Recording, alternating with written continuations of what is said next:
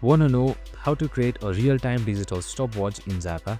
Well, no worries. In this video, I'm going to show you an easy step-by-step guide on how you can do it. So the idea is to simply use loop that counts seconds and thread.sleep method, which is on the 6th line right here, which adds a delay to pause the execution for exactly 1 second at a time, that is 1000 ms. Reprinting the time on the same line using reverse/r, we can make it look like a live updating timer in the console.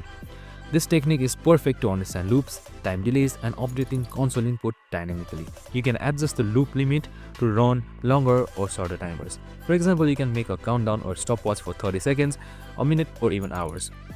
Stopwatches are used everywhere, from sports to coding challenges and building one in Java, which helps you understand how timing and loops work together in real-world applications.